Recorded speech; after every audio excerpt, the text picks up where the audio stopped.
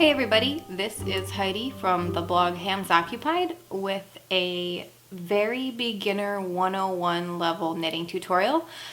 Today is how to do a basic knitting cast on even if you've never ever touched a knitting needle in your life. I promise I won't go too fast and scare you away from this awesome hobby. So what I've got here are two straight knitting needles. These are size 11s. You can tell by looking at the end of the needle or using a measuring tool to figure out what size they are. And I'm using size 11s because this yarn I have here, on the label it says to use with size 11 needles. I'll also be doing a tutorial on how to read yarn labels, but if you get to this before I have a chance for that, just Google it, and there's a lot of different websites and a lot of like yarn companies' websites teach you how to read yarn labels. So this cast on is super duper easy, and it's the cast on I always use when I'm teaching people how to knit for the first time, because there's some really complicated knitting cast ons when you get more advanced to achieve special effects on like the edge of your work. But for the sake of learning, this is the cast on I always start with because it gets you to the point where you're actually knitting and can start practicing and improving. So you just grab the tail of your yarn, like maybe 4 or 5 inch tail, and then you're going to just tie a knot just like if you were starting to tie your shoes. See there? And then you're going to put that knot around your knitting needle and tighten it. But don't tie it crazy tight, because when you go to actually knit on this cast on row that we're about to do, if it's too tight, you'll want to kill yourself. Believe me, a lot of people when they learn to knit for the first time knit way too tight. And when you're trying to put 2 knitting needles through one little loop, a too tight cast on will just drive you nuts. So you've got your knot around one of your knitting needles, and that knitting needle you're going to hold in your right hand. And this tutorial is for right-handed people.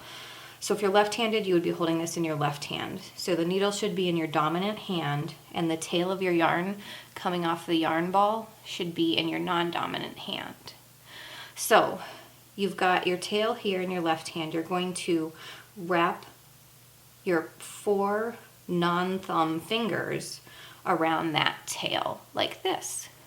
Then all you've got to do is take this middle piece of the tail, go around your thumb, creating a little fish.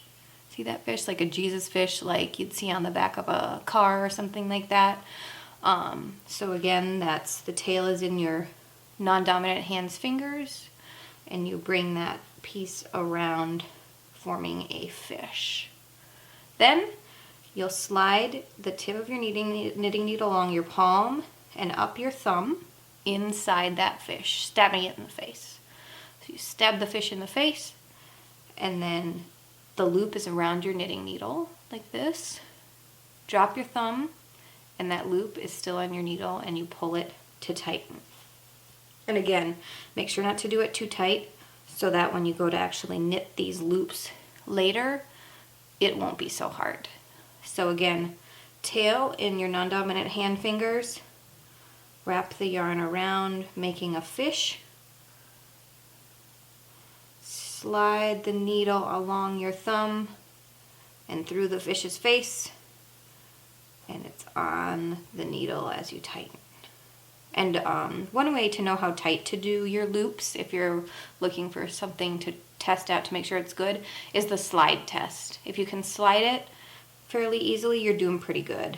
And if you're using bamboo needles, anytime you've got yarn on there, it'll catch a little bit if your needles aren't perfectly smooth, so just keep that in mind. So the slide test is a good rule of thumb, no pun intended.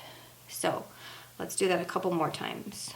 Yarn around, slide the needle to stab the fish in the face, and tighten.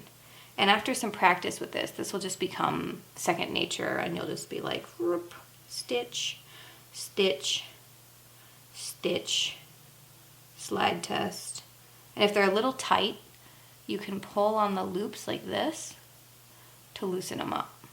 So around the thumb, stab the fish in the face, and tighten. So if you're looking at a knitting pattern and you're like, well, so cast on 10 stitches. So the way you know how many stitches you've cast on is by counting each loop. Each loop is a stitch in knitting. So you've got 1, 2, 3, 4, 5, 6, 7, 8 loops on your cast on in this sample. So let me know if you have any questions, and congratulations. Step 1 of learning how to knit, all good.